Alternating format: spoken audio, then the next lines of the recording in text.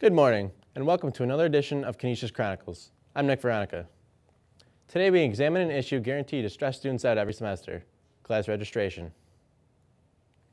The registration process has changed over the years. Rachel Furshbach takes you through the development. I traveled to Praxair Incorporated, an industrial gas company, to interview Jennifer White and Christy Ruda, two Canisius College alum, to tell us about their registration process here at Canisius. The registration process for myself when I was at Canisius, I was there between the years of 1996 and 2000. And a lot of it was going to, I don't even remember the name of the building, to be honest with you. It was next to Old Main. You ended up having to stand in line, choose your classes from a course booklet, write down the information on a course sheet that you wanted to take, and then hand it into the registrar. They would tell you whether or not the classes were available, and then you would get your confirmation listing back. As for Christy Ruda, she had a different experience registering for classes during her 4 years at Canisius College. To register for classes as an undergrad at Canisius, the process involved logging into the computer system and, from what I recall, typing in the CRN numbers for the classes that you wanted and submitting them and hoping that you did it quickly enough that you got the classes that you wanted. Students searched through course booklets to find the classes they would need for registration. These course booklets were available to students at the Students' Records Office in Bagan Hall. Not much changed. It was pretty much the same process all 4 years. There was still the registration booklet. You still had to fix that, choose your courses from that point forward and write down the registration information and turn in to the registrar, get your confirmation back. 2 years ago, from 2012, the hard copy catalogs were stopped, and an electronic version was only available online to Canisius College students. At the beginning of my time at Canisius, the options were limited really to like a thick catalog that you had to kind of peruse through and find the classes that you needed, and you could make an appointment with your advisor if you needed to. And I think towards the end, towards my senior year, I think that started to migrate to an online version of that catalog. There are many resources available to students who are in search for classes during registration time. Today, the GRIF audit gives students an easier access to the classes they need for their majors. I have no idea what GRIF audit is. Advisors were always available, so you always had that kind of backing to help you decide what courses maybe you needed to take next. I know I used a lot of professors, especially when I was going through a specific course of study. They would kind of guide you and tell you, if you took this one, it's going to help you with this particular area, or if you're looking at this concentration, take these particular classes. I was trying to go for more of an international relations study, and so I used the resources for my professors there to guide me along that path. And students as well. So, I participated in a sorority when I was at Canisius. So some of my sorority sisters who had also gone through the same poli-sci major had kind of helped me and guide me along in terms of what courses I would want to take, professors that were really good, things that they got out of the classes that would help me in my major. The GRIF audit is a personalized degree requirement summary listing for each individual student requirements in both core, major, and minor. The audit lists out the courses taken and how the courses apply to their requirements along with classes needed in order to fulfill these requirements. That was always paper before. It would give you, I remember, and you would get a paper that would list out what you would need in order to graduate, but it wouldn't tell you necessarily specific classes that you needed to take. That was kind of just, here's a book, go find some, right? Yeah. With today's technology, registration has become a much easier task for Canisius College students. It allows students to go through the steps of registration online rather than in line at Bagan Hall.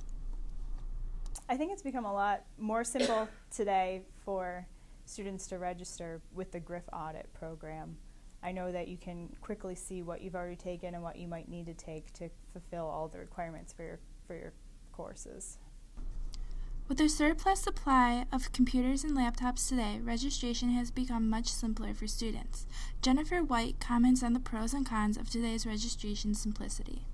Oh gosh, I can only imagine with technology how it might be very simple in terms of being able to choose courses online or being able to go through that type of process, but it could also be something like eBay where you're waiting for that clock to hit midnight and waiting to click to see if you get into a class, or like Ticketmaster, right? When you're seeing if you can get a ticket for a concert or something like that. Do you get a seat in this class? I can see how that could be good, but maybe not so good either if you're having problems with the technology or the system. Who do you call when you have had those types of issues, right? The registration process is always changing and becoming simpler for students each year. I can't wait to see what the future brings us. I'm Rachel Fishbach, signing off for Canisius Chronicles. To explain how the process works. Hi, Deborah. Hello. Deborah, this must be a crazy time of year for you guys, huh? Yes, it's a busy time when we have a registration cycle. So now tell us, I mean, we hear registration, but you do more than that. Tell us what you do the rest of the semester and the rest of the year. Okay, the department is actually called Student Records and Registration. We're responsible for all the student records. So the registration, eventually, once your courses are graded, becomes your student record. And we handle the processing of all the transcripts. We handle any kind of grade changes. We schedule all the classes. All the professors design their schedules, and they give them to us, and then we put them in the system so that they're available for students to view to see what's available for a given semester. We handle the exam schedule. We do GRIF audit in our office. We handle the degree audit process. We clear students for graduation. That's an important task that we have in our office, also going on right now at this time of year. So what part of the job takes up the most of your time, would you say? In our office, or for me personally? You personally. For me personally, I'm in charge of GRIF audit. I'm the person who built the entire system and put all the degree requirements in there, and I maintain it, and we handle exceptions for students. If a student is being allowed to substitute one course for another, we handle all of that. As new majors come on, we would add those to the system, or as curricular changes happen, then we would modify the system for that. So that's what takes up most of my time. Okay. Can you tell us about this year with the new My Canisius app, how the registration process is different from last year? Last year was the first year that we used the registration through the portal, and there were some issues. So this year they've designed a way to so you don't have to actually log into the portal first, and then it takes you right to registration. And when you you log in there as well, and that's hopefully going to eliminate some of the problems. We've already seen improvements. We do have people from ITS on hand on Saturday mornings, so that if there are any issues, we don't anticipate any issues, but there always could be problems. What kind of feedback have you gotten on the new system? Good, generally. The system is part of the whole attempt to bring a portal to the students, which isn't the ideal thing is to have everything in one place that students can access, so that you don't have to go a lot of places and log in. So, you have access to Angel there, and you have access to email, and you have access to registration. So that's what changed over the last few years, is that you actually go through the portal to do your registration. Now, college students, we like to complain about a lot of things. Does your department have a way to handle complaints? Well, generally we hear about complaints right away. Complaints about registration specifically? Sure. Well, we handle any kind of complaints that come in right away. I mean, the registrar is very on top of that, and we hear about it. I mean, the phones ring on Saturday mornings if there are issues with registration. So generally, we're dealing with the issues right with the students. So the issues get resolved, the student gets registered.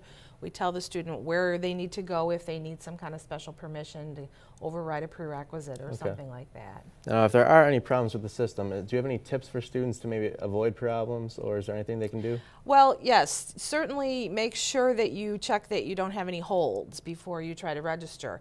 Also, make sure that you have the proper number of credit hours to register that particular Saturday. We have students who think they're in one bracket, but they're really not.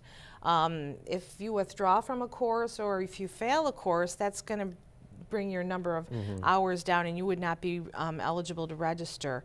The other thing is make sure you have your registration PIN. Make sure that you've seen your advisor and you have your PIN so that you're ready to register. So all of those things can help smooth the registration process. Deborah, thank you very much. Okay, thanks for having me.